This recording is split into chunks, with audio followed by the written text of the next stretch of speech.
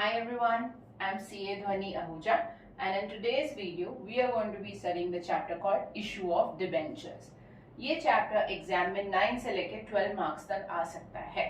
So just keep following my videos ताकि ये chapter भी आपके लिए एकदम simple और easy बन जाए. चलो, let's start.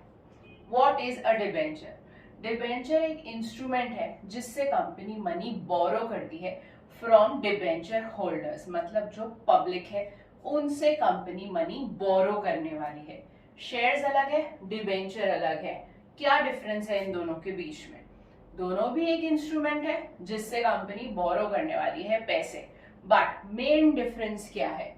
जो डिबेंचर होल्डर है वो हमारा लेंडर होता है, वेयरएज जो हमारा शेयर होल्डर है वो हमारा ओनर होता है. हम पार्ट ऑफ शेयर उसको दे रहे हैं इसलिए वो ओनर कहलाता है. ये हमें मनी लेंड कर रहा है इसलिए इसको लेंडर बोलते हैं. नेक्स्ट डिफरेंस क्या है? इनको फिक्स्ड रेट ऑफ इंटरेस्ट मिलने वाला है. No matter what, there is going to be a fixed rate of interest which the debenture holders are going to receive. But share holder के case में ऐसे नहीं है. शेयर होल्डर को dividend मिलता है depending on the profits of the business. जितना profit हुआ है उस हिसाब से उनको रिटर्न मिलने वाला है, which is the dividend. Then इनका रिस्क लेस है. क्यों रिस्क लेस है? क्योंकि फिक्स्ड रेट ऑफ इंटरेस्ट मिलने वाला है, कोई टेंशन की बात नहीं है. वेयरएज इनका रिस्क हायर है. ऑब्वियसली रिस्क हाई है तो रिटर्न भी हाई ही होता है. अगर प्रॉफिट ज्यादा हुआ तो डिविडेंड ज्यादा मिलेगा. जिसको रिस्क कम चाहिए वो डिबेंचर्स में इन्वेस्ट कर सकते हैं क्योंकि हमें फिक्स्ड रेट ऑफ इंटरेस्ट मिलने वाला है और उसमें कोई रिस्क की बात नहीं है. उतना मिनिमम हमको रिटर्न मिलने ही वाला है. रीपेमेंट, अब जब कंपनी क्लोज हो जाएगी तब सबसे पहले हम डिबेंचर होल्डर्स को उनका रीपे करेंगे. जो उनका अमाउंट है जो हमने उनसे बोरो किया है वो सबसे पहले पे होगा डिबेंचर होल्डर्स को. तो इनको प्रायोरिटी मिलेगी in the repayment. Whereas when it comes to share holders इनको हम सबसे एंड में रीपे करते हैं after the payment of debenture holders. फिर हम इनको रीपे करेंगे. पहले डिबेंचर होल्डर्स को रीपे करेंगे, उसके बाद हम शेयर होल्डर्स का कैपिटल रीपे करने वाले हैं. सो ये है हमारे main differences between debentures and shares. अब डिबेंचर्स को हम बैलेंस शीट में कहाँ दिखाते हैं? हम बैलेंस शीट में डिबेंचर्स को दिखाने वाले हैं under the head non current liability. ये हमारी लायबिलिटी है और ये हमारी नॉन करंट लायबिलिटी है. नॉन करंट मतलब लॉन्गर पीरियड के लिए हमने ली है, इसके लिए ये सब हेड के अंडर आता है लॉन्ग टर्म बोरोइंग. जैसे हम बैंक से लोन ले रहे हैं उसी तरह से हम ये लॉन्ग टर्म बोरोइंग्स भी ले रहे हैं फ्रॉम डिबेंचर होल्डर्स. सो ये आ जाएगा under the head long term borrowings. This is how we are going to present debentures under the balance sheet. Shares को कहाँ प्रेजेंट करते हैं हम? शेयर कैपिटल के under share holders funds. Debentures को कहाँ दिखाने वाले हैं हम? सेकेंड हेड में, which is non current liability under the head long term borrowings में. सो ये हो गया basic difference between shares and debentures. अब ये चैप्टर कौन से पार्ट्स में डिवाइडेड है वो पहले समझ लेते हैं. टोटली इस चैप्टर में 5 पार्ट्स हैं. कौन से हैं वो 5 पार्ट्स? अंडरस्टैंड कर लेते हैं पहले. सबसे पहला पार्ट है issue of debentures for cash. So that is your first part of this chapter, issue for cash. ये हमने शेयर्स के चैप्टर में भी पढ़ा हुआ है कि हम इशू कर रहे हैं हमारे शेयर्स को, उसी तरह से हम हमारे डिबेंचर्स को भी इशू करने वाले हैं. So this is going to come under issue for cash. Second part है issue for other than cash.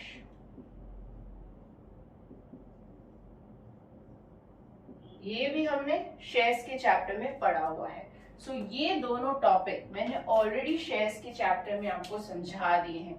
अगर आपने वो वीडियो नहीं देखा है तो प्लीज उस वीडियो को देखिए। ये चैप्टर आपके लिए एकदम सिंपल बन जाएगा बिकॉज इसका बेस ही शेयर्स की जर्नल एंट्रीज है। So this chapter will become very simple. So ये दोनों हमने जैसे शेयर्स के चैप्टर में किए थे वैसा का वैसा सेम ही हमने डिबेंचर्स के चैप्टर में करना है। अब जो नेक्स्ट 3 पार्ट्स है वो हमारे नए हैं। जो थर्ड पार्ट है वो है issue of debentures as collateral security. क्या इशू कर रहे हैं हम? डिबेंचर इशू कर रहे हैं। किस फॉर्म में इशू कर रहे हैं? In the form of collateral security. Next fourth point, issue from the point of view of redemption. Redemption मतलब क्या?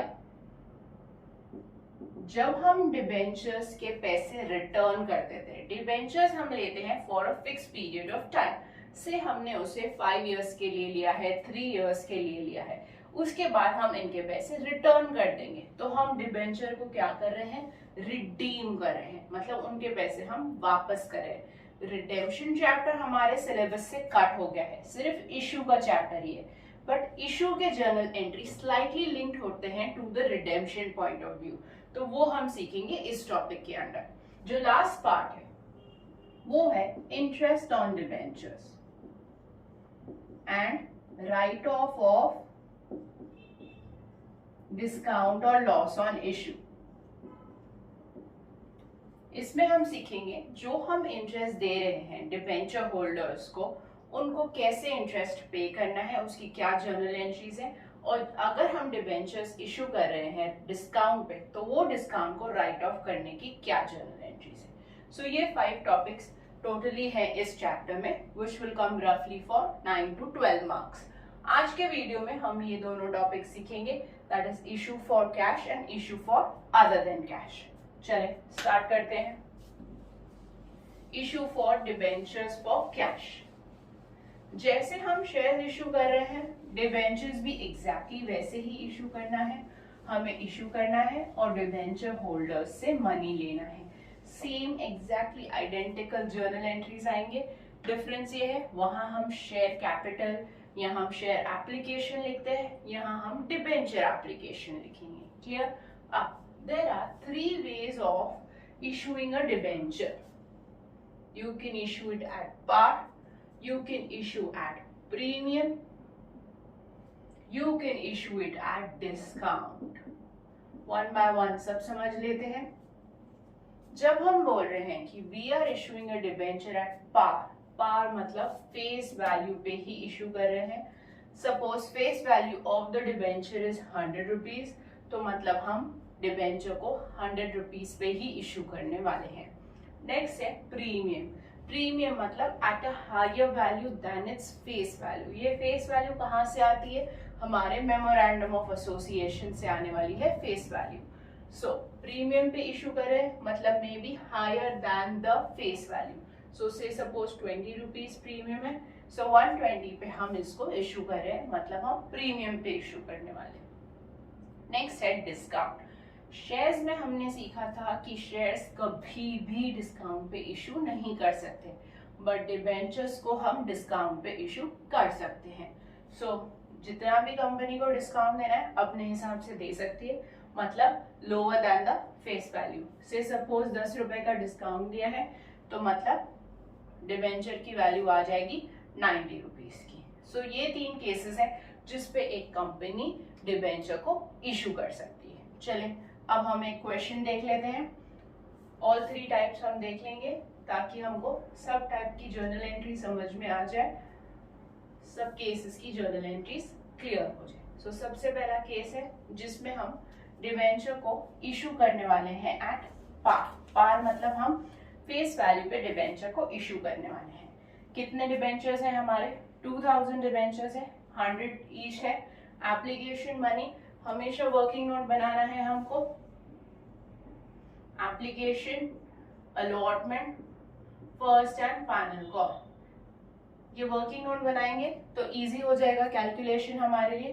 25 we are going to take at the time of application, 25 at the time of allotment and first and final call पे 50 rupees. So totally हमारा debenture हो जाएगा 100 rupees का। हमारे debentures कितने issue कर रहे हैं हम? 2000 डिबेंचर्स। और कौन सा टाइप ऑफ डिबेंचर है देखिए क्वेश्चन में ध्यान से, 9% डिबेंचर। 9%, ये जो 9% आगे लगा है that is nothing but the interest that we are going to pay on this debenture। इसके लिए वो अमाउंट यहाँ पे लिखा है 9%। 9% के हिसाब से हम डिबेंचर होल्डर्स को इंटरेस्ट पे करने वाले हैं। सो ये पार पे है, 100 का डिबेंचर है, 100 पे ही हम इशू करें। सो चले कोई जर्नल एंट्री सीख लेते हैं। सबसे पहली एंट्री है bank account debit to debenture application. हम एप्लीकेशन स्टेज पे हैं, सो सिर्फ डिबेंचर एप्लीकेशन लिखेंगे। कितने डिबेंचर्स हैं हमारे? 2000। 25 rupees is what we are going to be receiving at the time of application. So ये अमाउंट आ जाएगा 50,000। Next entry, debenture application account debit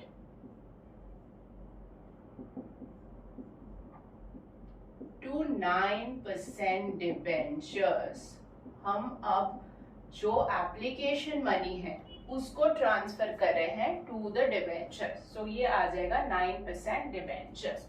same ही अमाउंट लिखना है ऊपर से, 50,000 50,000। नेक्स्ट, अब आ गए हम अलॉटमेंट स्टेज पे। अलॉटमेंट की एंट्री स्लाइटली अलग होती है। पहले हम ये एंट्री लिखते हैं, debenture allotment account debit to 9% debentures. Again इसका अमाउंट भी 25 रुपीज ही है, सो ये भी 50,000 आ जाएगा। इसकी नेक्स्ट एंट्री आएगी bank account debit to debenture allotment.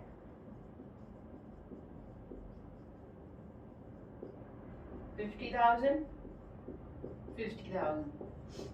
ये सब एंट्री सेम है जो हमने शेयर्स चैप्टर में सीखी हैं। उस वीडियो को भी ध्यान से देखिए ताकि आपको शेयर्स भी इजीली समझ आ जाएगा।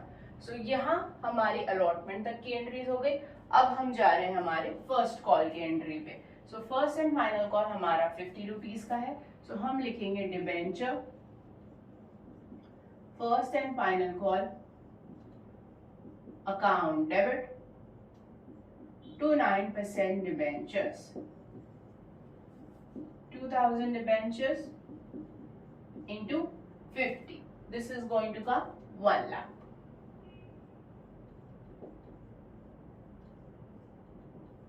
Then bank to debenture first and final call.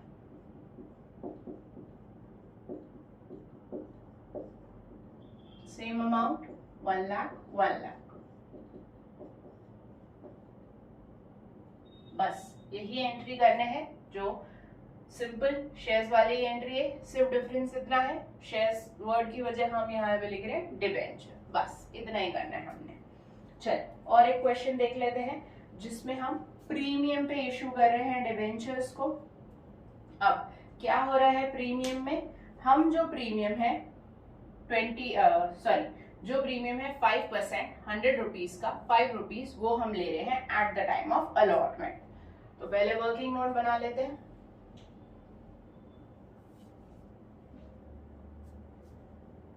Entries में कुछ फर्क नहीं आएगा, सिर्फ जो प्रीमियम का अमाउंट है वो एड अप हो जाएगा eight the time of allotment, बाकी कुछ चेंज नहीं आना है।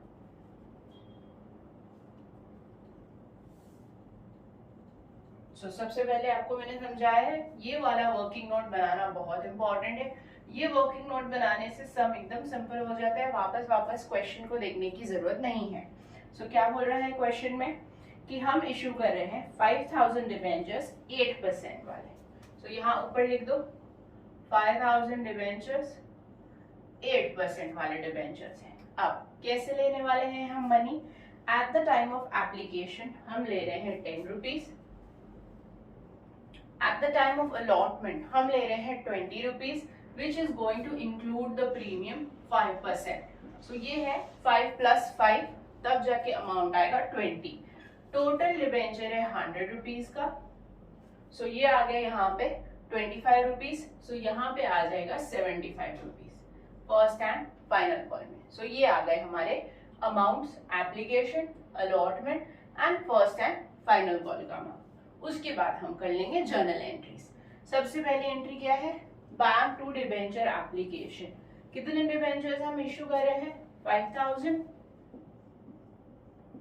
10 ईच। सो ये अमाउंट आ जाएगा 50,000। नेक्स्ट अमाउंट है, नेक्स्ट एंट्री है डिबेंचर एप्लीकेशन टू। अब यहां करेंगे 8% डिबेंचर, क्योंकि हम 8% का डिबेंचर इश्यू कर रहे हैं। So debenture application to 8% debenture. Same ही अमाउंट ऊपर वाला, repeat 50,000।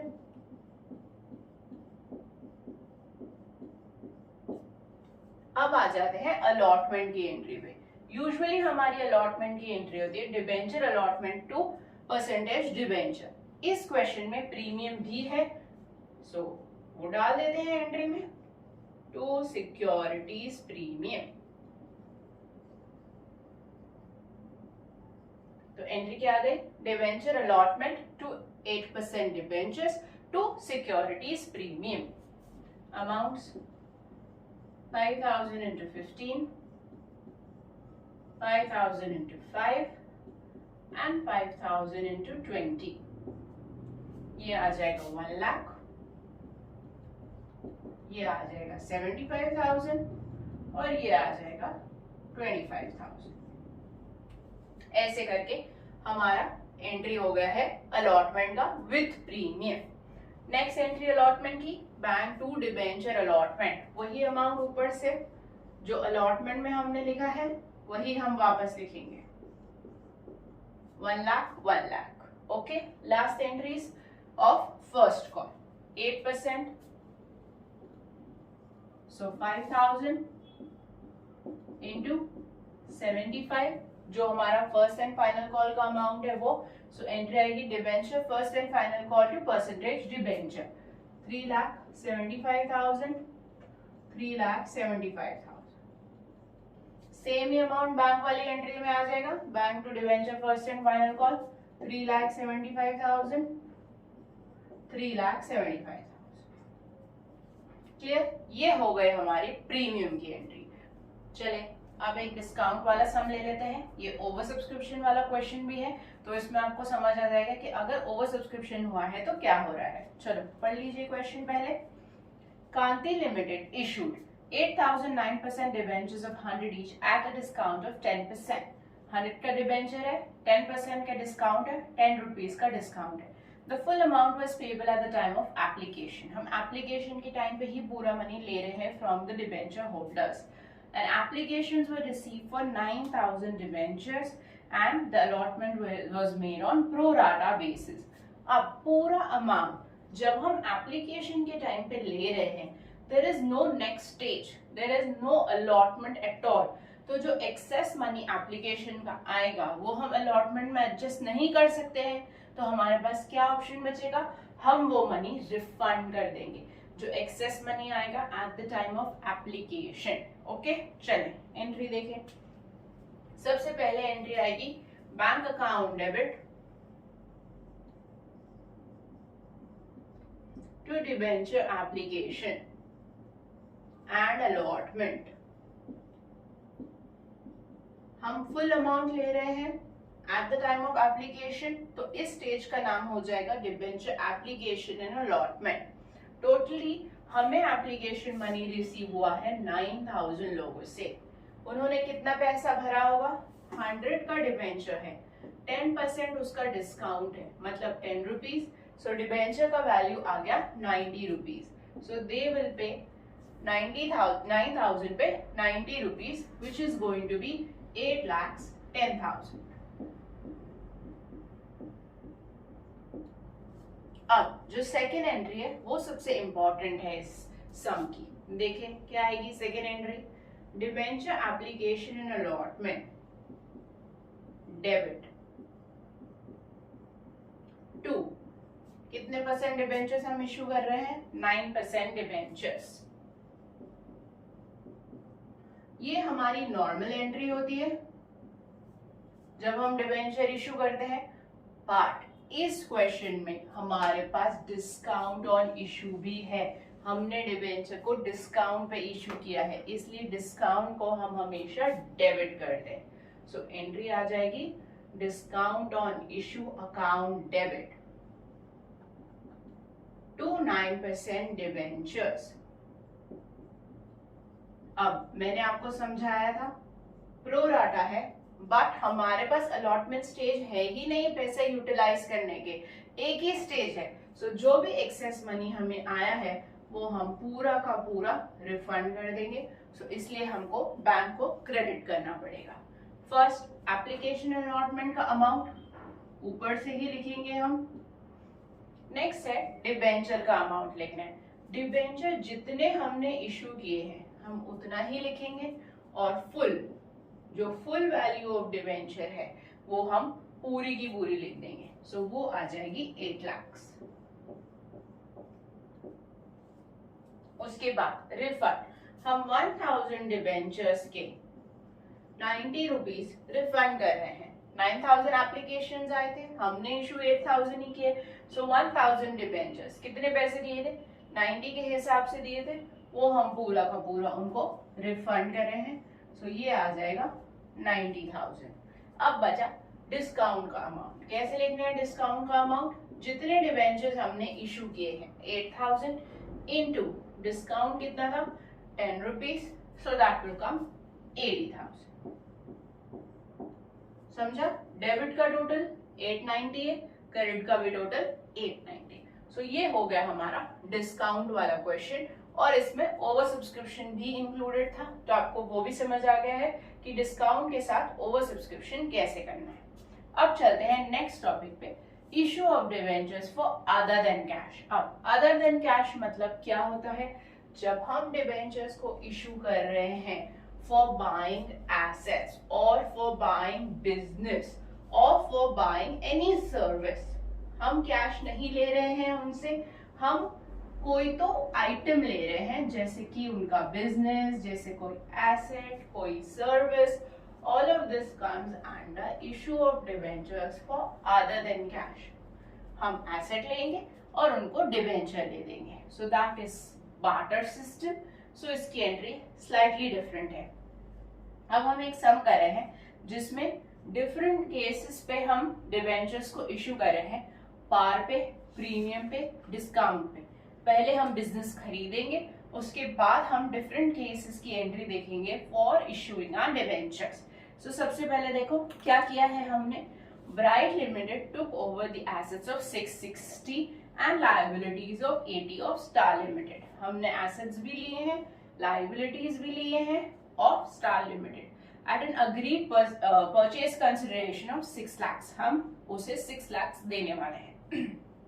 Payable 10% in cash, cash पे कर देंगे 10% अमाउंट, और balance bye issue of 12% debentures. हम 12% के डिबेंचर्स देने वाले हैं। ईच केस दिया है, issued at par, issued at premium, issued at discount. So सबसे पहले हम सीख लेते हैं, जब हम एसेट और लायबिलिटीज ले रहे हैं, मतलब जब हम बिजनेस खरीद रहे हैं, तब एंट्री क्या आने वाली है। Assets account debit to liabilities to Star Limited. क्या कर रहे हैं हम, बिजनेस खरीद रहे, एसेट्स लायबिलिटीज किससे खरीद रहे, स्टार लिमिटेड से। सो एसेट्स का अमाउंट है 6,60,000, लायबिलिटीज का अमाउंट है 80,000, परचेज कंसिडरेशन का अमाउंट है 6 लाख। अब डेबिट और क्रेडिट मैच नहीं हो रहा है, डेबिट पे है 660, यहाँ आ रहा है 680, मतलब हम जो स्टार लिमिटेड है उसको ज्यादा पैसे दे रहे हैं देन हिज नेटवर्थ। उसका नेटवर्थ आता है 5,80,000 बट हम उसे दे रहे हैं 6 लाख। सो जो डिफरेंस 20,000 है वो कुछ नहीं है बट हम उसके गुडविल के लिए उसको एक्स्ट्रा पैसे दे रहे हैं 20,000। सो यहाँ पे गुडविल अकाउंट डेबिट कर देंगे 20,000 का। अब हो गई एंट्री ठीक। अब हम स्टार लिमिटेड को पे करने वाले हैं 10% इन कैश। 6 लाख हमको उनको पे करना है, 10% अभी पे कर देंगे विच विल बी 60,000। अब हम देखेंगे 3 डिफरेंट केसेस की एंट्री। अगर हम डिबेंचर्स को इश्यू कर रहे हैं at par, this is case 1। हमें बैलेंस अमाउंट पे करना है स्टार लिमिटेड को 5,40,000। सो पे कर देंगे। कैसे पे करेंगे? Star Limited account debit to 12% debentures.